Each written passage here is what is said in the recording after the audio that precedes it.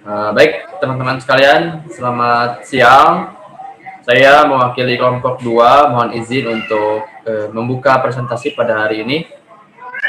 Baik, bismillahirrahmanirrahim. Assalamualaikum warahmatullahi wabarakatuh.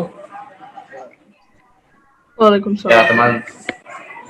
teman-teman sekalian, hari ini kami mempresentasikan suatu tema yang bernamakan Life Below Water. Kenapa sih kok kita milih temanya Life Below Water? Nah, ini tuh sebagai bentuk salah satu kepedulian kita terhadap kesehatan biota laut, karena pada saat ini sedang hangat-hangatnya isu mengenai kelautan. Nah, ini ada captionnya, help us to live properly under the sea, presented as a form of concern for marine health. Nah, ini jadinya sebagai salah satu bentuk kepedulian.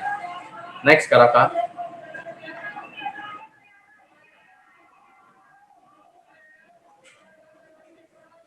Nah, ini ada anggota-anggota kami. Yang pertama ada saya sendiri, yang kedua ada Karaka, ada Kak Akbar Afandi, dan ada Kak Rifdaita Maisa. Next, Kak.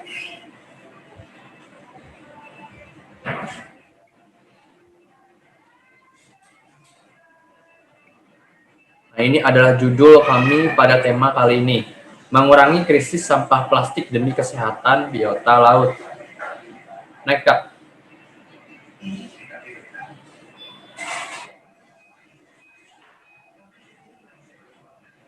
Oke, baik. Latar belakang. Kenapa kok kita milih judulnya mengenai krisis sampah plastik demi kesehatan biota laut? Nah, salah satunya adalah latar belakangnya itu isu yang saat ini, yang barusan saya telah jelaskan pada awal, isu yang saat ini sedang melanda seluruh dunia, khususnya untuk biota laut. Nah, salah satu masalah yang dapat merusak kesehatan biota laut adalah pencemaran sampah plastik yang kian hari makin mencemari laut. Nah, hal ini pun menjadi sorotan publik, terkhususnya para mata dunia. Nah, kenapa kok bisa menjadi sorotan? Nah, karena hal ini pun menjadi salah satu isu tentang pencemaran kesehatan laut. Nah, jadi para aktivis pencinta hewan-hewan, terkhususnya hewan air, itu menyoroti hal-hal ini karena hal ini ditakutkan menjadi isu yang berkepanjangan, melihat dari sampah plastik yang tiap tahun itu semakin meningkat karena banyaknya kebutuhan manusia terhadap plastik. Jadi tidak bisa dipungkiri bahwasanya plastik ini seperti menjadi kebutuhan hidup sehari-hari seorang manusia. Jadi seperti melekat pada diri manusia. Nah, jadi pada topik kali ini kita akan membahas mengenai pengertian apa sih itu sampah plastik dan juga dan sebagainya. Next, Karaka.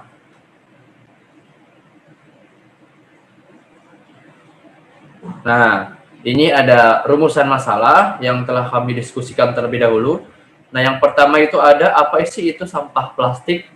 Nah, nanti akan dijelaskan oleh Kak Arif Daita. Nah, yang kedua apa saja sih dampak sampah plastik terhadap kesehatan biota laut? Nah, nanti akan dijelaskan oleh Karaka. Dan yang terakhir itu bagaimana sih cara menanggulangi sampah demi kesehatan biota laut. Nah, itu nanti akan dijelaskan oleh Kak Akbar Afandi. Baik, next Karaka.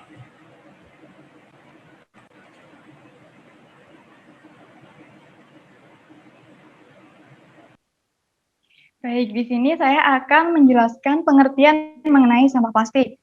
Sampah plastik merupakan semua barang-barang yang berasal dari plastik dan tidak lagi digunakan atau telah digunakan sebelumnya.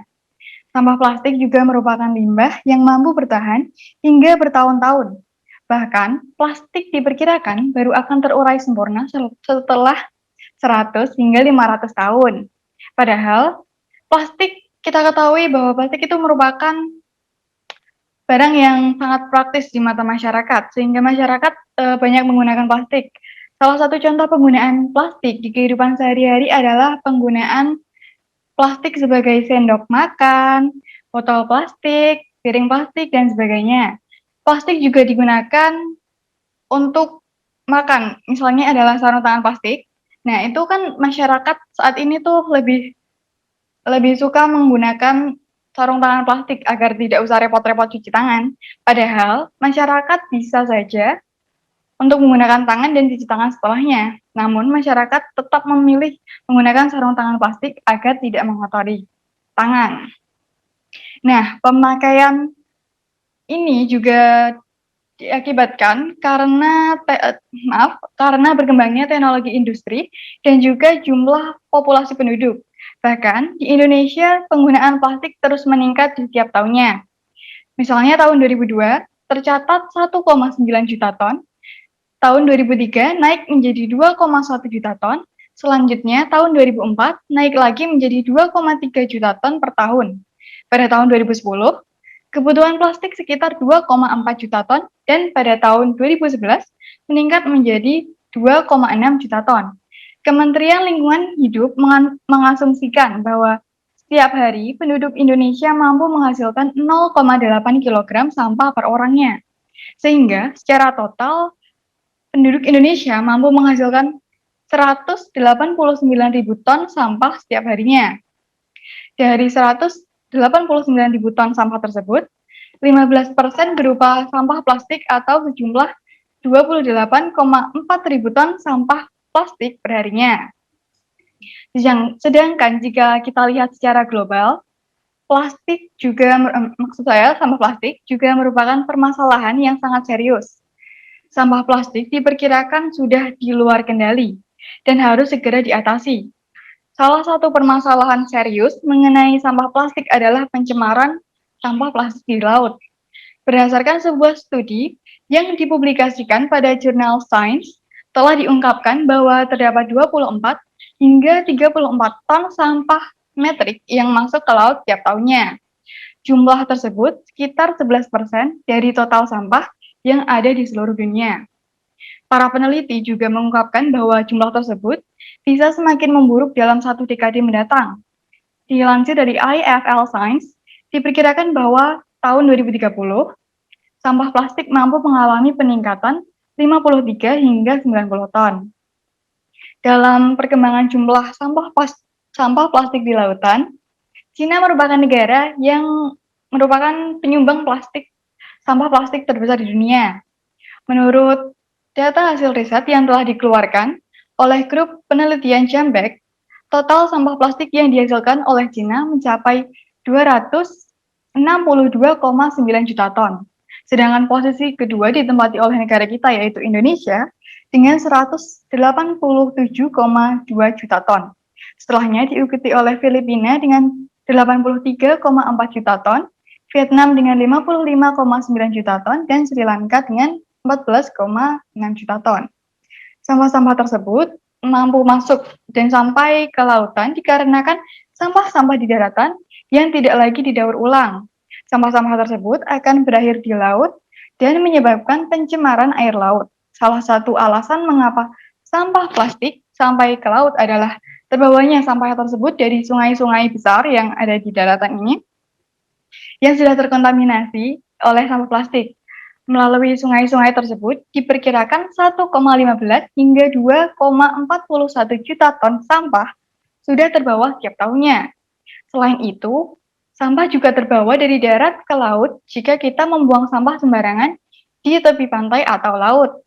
Sampah-sampah plastik seperti bungkus makanan, sedotan, kantong kresek, dan lain-lain juga akan berakhir ke laut dan tanpa sadar kita juga telah banyak berkontribusi dalam semakin menumpuknya sampah plastik di lautan.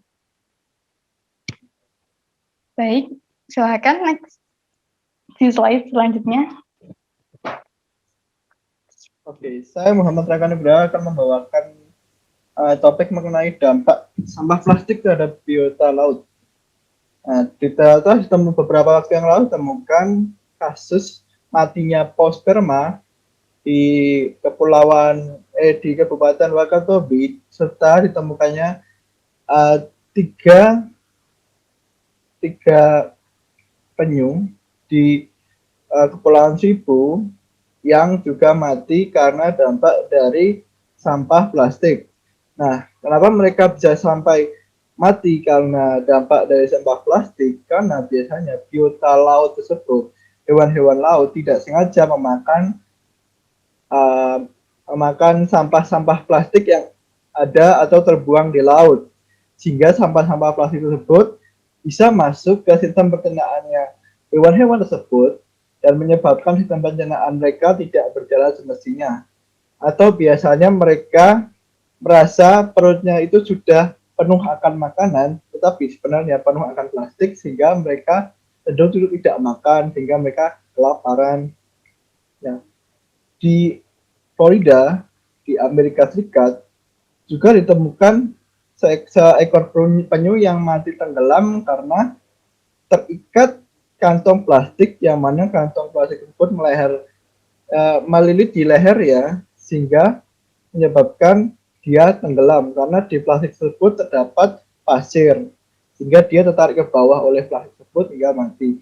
Di Virginia, Amerika Serikat juga, seekor paus terkena tungkak lambung karena juga makan limbah plastik. Di Delaware, seekor paus pilot ditemukan tewas dalam kondisi tubuh yang kurus karena dalam perutnya terdapat sampah kantong plastik juga. Nah, diperkirakan terdapat jutaan hewan yang terbunuh karena dampak dari kantong plastik atau sampah-sampah plastik yang bertebaran di lautan. Organisme laut serta hingga burung mereka terdampak oleh sampah-sampah tersebut.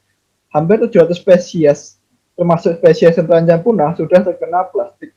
Hal yang menyebabkan kebanyakan dari mereka mati karena kelaparan. Nah, ini merupakan foto dari matinya paus sperma di wilayah Pulau Kapota, Kabupaten Wakatobi, Sulawesi Tenggara.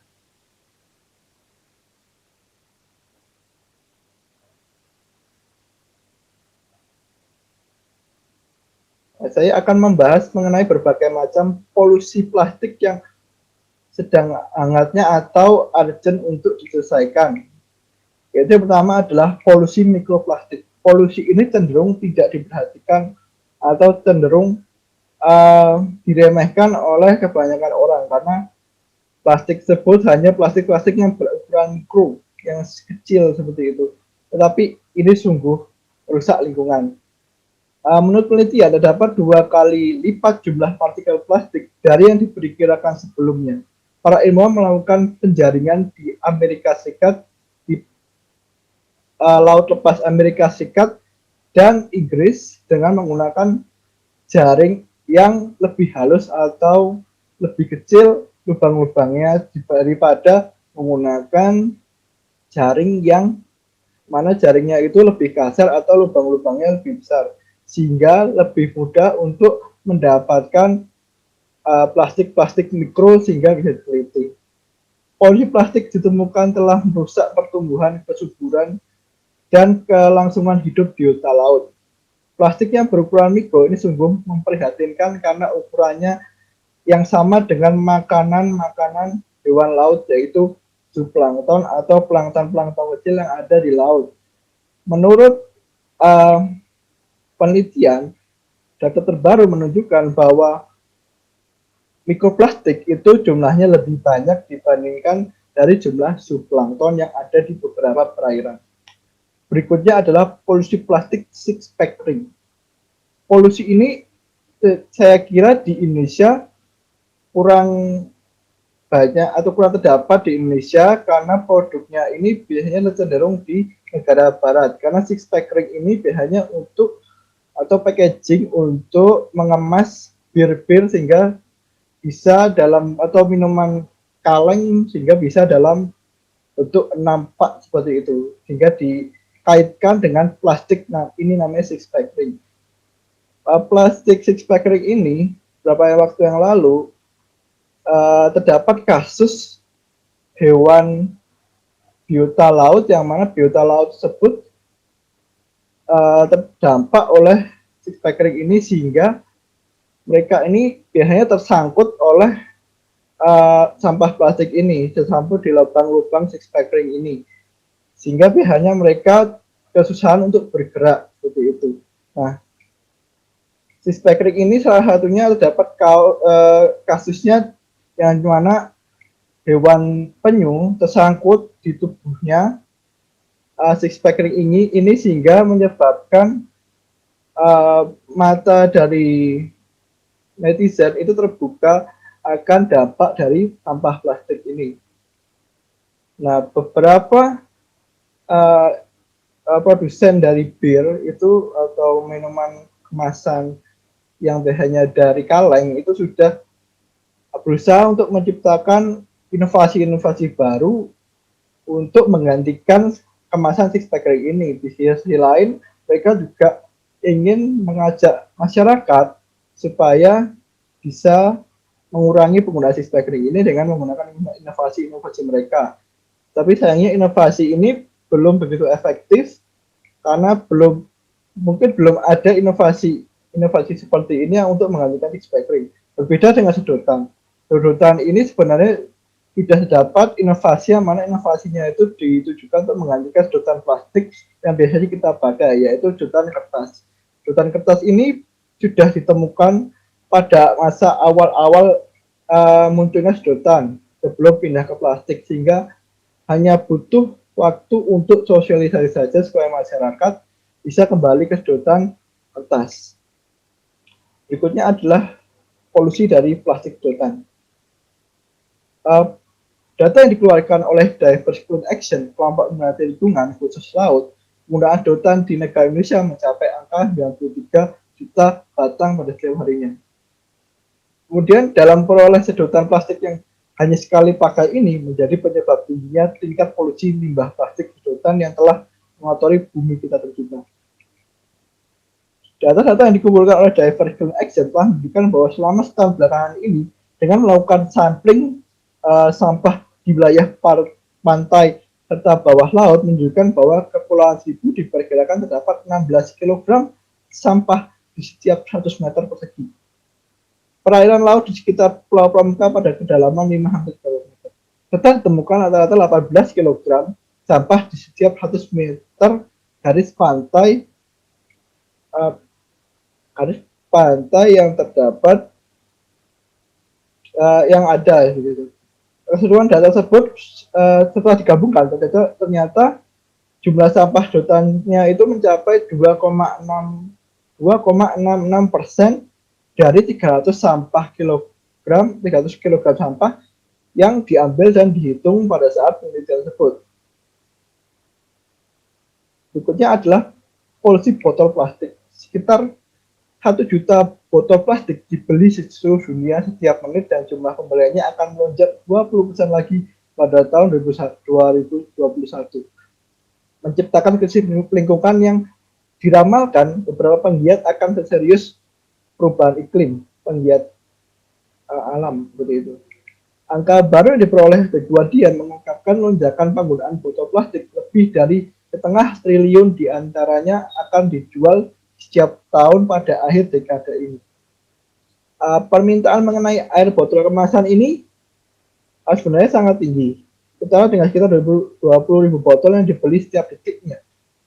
Didorong oleh keinginan orang-orang yang seakan-akan tidak puas akan air kemasan, sehingga seakan-akan mereka butuh terus air kemasan yang sebenarnya ini merupakan konsep dari Barat yang merupakan konsep on the go, di mana orang Barat tuh suka untuk melakukan traveling sehingga mereka butuh minuman yang mana minuman itu praktis, bisa dibawa, kemudian gampang untuk dibuang sehingga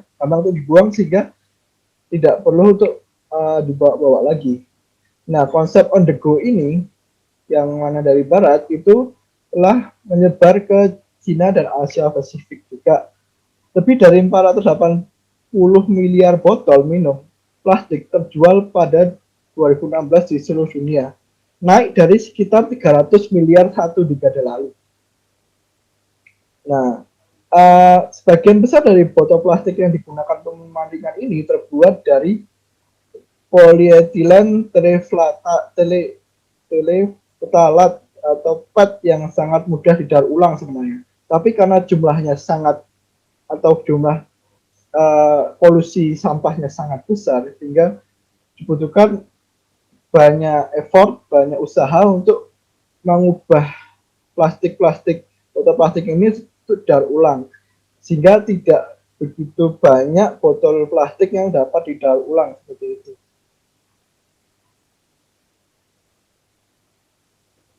Ini merupakan foto kura-kura yang terjebak oleh six-pack ring. Nah, ini merupakan gambar dari mikroplastik yang bentuknya kecil-kecil.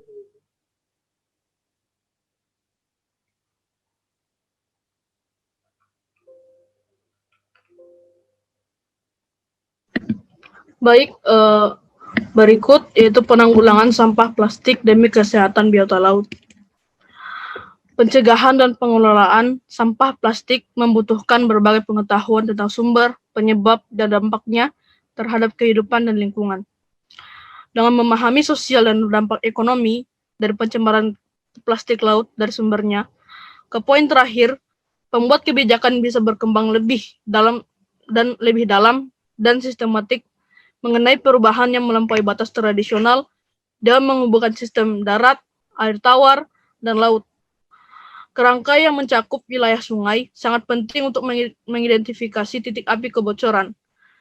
Yang penting untuk memprioritaskan lokasi dan jenis intervensi yang diperlukan untuk mencegah dari sampah plastik tersebut. Sebuah pendekatan substitusi yang dibuat oleh Air Francis ini dikombinasikan dengan prinsip ekonomi sirkular, mempertemukan hulu dan hilir secara tahap pencemaran plastik laut, dan mengembangkan strategi untuk memecahkan masalah dari tingkat dasar. Cekungan sungai memainkan bagian tengah dalam kerangka dari substitusi ini, sebagai menyambungkan plastik dari saluran air, dapat mencegah masuknya plastik dalam jumlah besar ke lautan. Kerangka kerja ini atau substitusi ini dapat digabungkan dengan kebijakan dan strategi yang ada, juga membahas perilaku perubahan dari individu ke dalam skala global dengan menciptakan kondisi untuk memfasilitasi perubahan ini. Berikut segmen dari pendekatan substitusi, yaitu area tanah yang dialiri sungai, daerah aliran sungai, akuifer terkait dan penerima hilir yang termasuk muara dan delta. Kemudian ada garis pantai atau perairan di sekitar pantai. Kemudian laut yang berdampingan dengan landas kontinen, dan kemudian laut lepas. Pada skala yang lebih besar, sistem substitusi ini mungkin termasuk ke dalam laut dan seluruh wilayah-wilayah dari lautan atau samudera yang kemungkinan terdiri dari lebih dari satu wilayah fungsi. Substitusi sendiri memiliki 6 langkah berdasarkan A.F. Francis. Next.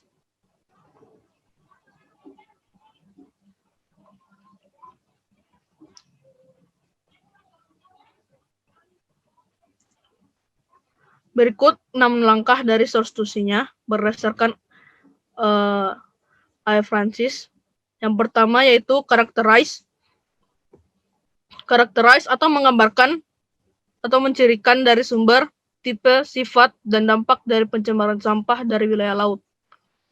Dalam hal ini melibatkan berbagai elemen masyarakat seperti masyarakat sekitar pesisir dan pemerintah untuk dapat mencirikan wilayah yang akan ditinjau. Yang kedua adalah engage atau mengajak pemangku kepentingan terkait dalam pendekatan substitusi seperti nelayan, pemerintah setempat hingga kalangan nasional dan global seperti pemerhati lingkungan untuk terlibat dalam kerjasama untuk mencari solusi, ide, dukungan politik, serta bantuan finansial agar tercapainya tujuan untuk menanggulangi sampah plastik. Yang ketiga yaitu diagnosa. Pada langkah ini, sistem kelompok yang sudah dibentuk tadi dalam langkah engage untuk penanggulangan sampah laut akan membuat sistem selayaknya organisasi, mulai dari perjanjian, agreements, peraturan, kebijakan, rencana, prosedur, dan kelembagaan mulai dari tingkat komunitas, lokal, nasional, maupun internasional agar dapat ditemukan kekurangan serta keterbatasan mengenai masalah yang akan diselesaikan. Berikutnya ada desain atau perancangan program dan proyek. Pada langkah ini, program dirancang sedemikian rupa sehingga dapat mencapai tujuan dari program. Lebih efektifnya masih jelas dalam mendefinisikan langkah-langkah untuk mencapai tujuan yang masih bisa dikembangkan berikutnya, sehingga dapat menjelaskan penyebab dari isu yang diamati, serta prediksi hubungan antara proyek dari kegiatan tersebut, serta hasil yang diinginkan. Dalam perkembangannya, perubahan yang terjadi dapat dipertimbangkan dan dapat membantu mengatur desain strategi yang baru. Berikutnya ada acts atau pelaksanaan. Mengenai masalah pembiayaan dan rencana implementasi untuk proyek dikembangkan melalui tahap ini. Oleh karena itu, pada langkah ini dapat mengambil tindakan dengan mendanai dan menerapkan strategi source to see dengan mempraktikannya. Yang terakhir yaitu adapt atau penyesuaian dan pemeliharaan. Kerangka kerja source to see dan sirkular ekonomi yaitu make, use, reuse, repair, refurbish, collection, recycle, design, and repeat ini menjadi acuan sebagai proses siklus dan dinilai lebih efisien dibanding reduce, reuse, recycle atau 3R. Karena itu, tahap terakhir ini menjadi langkah untuk pemantauan serta penilaian berkelanjutan dan kembali kepada langkah 1 dengan terus mengevaluasi hasil program atau proyek. Hal ini tentunya lebih efisien dan tentunya lebih menghemat dari apa yang telah kita buat beberapa tahun belakangan ini mengenai sampah plastik, sehingga untuk penambahannya itu mungkin akan bisa berkurang dengan sendirinya. Kemudian pemangku kepentingan dari ADAPS ini dengan terus mengevaluasi hasil program atau proyek yang ada, pemangku kepentingan dapat melaksanakan evaluasi dengan mengidentifikasi setiap kegagalan dan dapat membuat perubahan atau kemampuan yang diperlukan dan menemukan prioritas baru untuk mengatasi masalah tersebut. Selain dari penanggulangan dari source to see tersebut, kita juga bisa melaksanakan penanggulangan secara sederhana dengan tidak membuang sampah sembarangan seperti di daerah aliran sungai, kali, atau pesisir pantai. Serta biasakan untuk memungut sampah plastik atau sampah apapun di sekitar kita.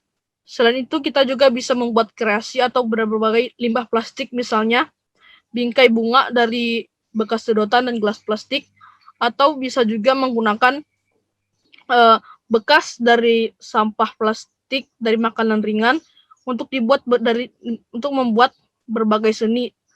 Misalnya yaitu desain WPIP atau Wedas Pop Art Portrait yang dibuat oleh IGD dan kawan-kawannya menggunakan dari sampah plastik yang kemudian dipotong-potong dan dibuat menjadi sebuah seni yaitu WPIP yang tentunya bernilai besar. Hal ini juga dilakukan oleh para desainer terkemuka di dunia. Salah satunya adalah Christian Ellis dengan menggunakan limbah sampah plastik sebagai bahan dalam pembuatan gaunnya. Sehingga kreasi yang dibuat itu tidak kalah mahal dan modis dibandingkan dengan gaun-gaun lainnya. Next.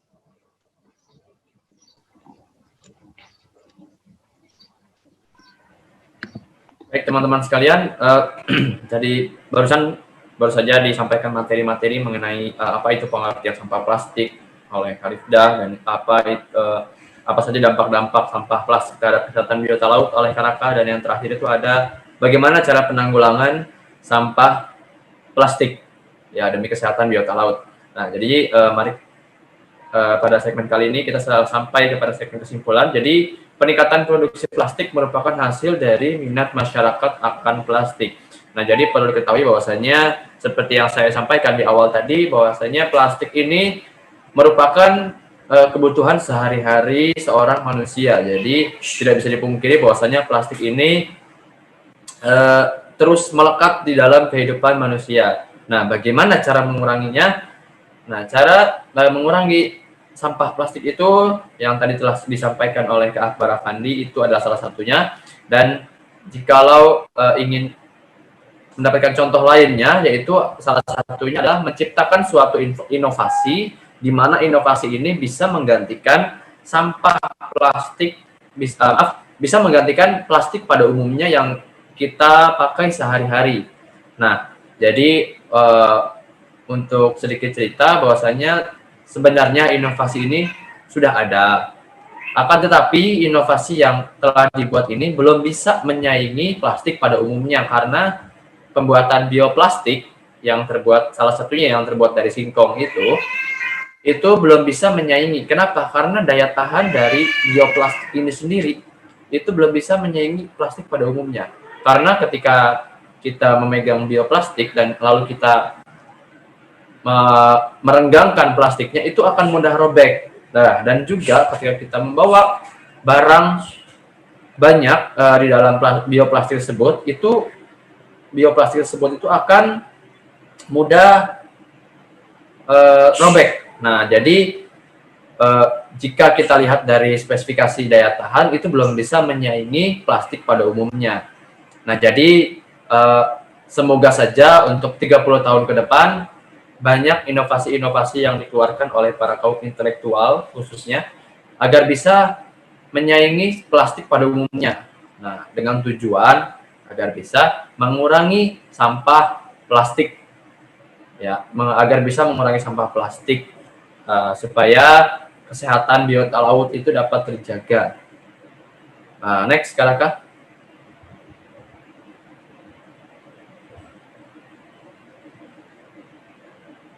Nah, baik teman-teman sekalian, kita sudah sampai di penghujung acara. Saya mewakili kelompok 2, mohon izin untuk menutup presentasi kali ini dengan mengucap hamdalah, alhamdulillahirabbil alamin. Saya tutup. Assalamualaikum warahmatullahi wabarakatuh.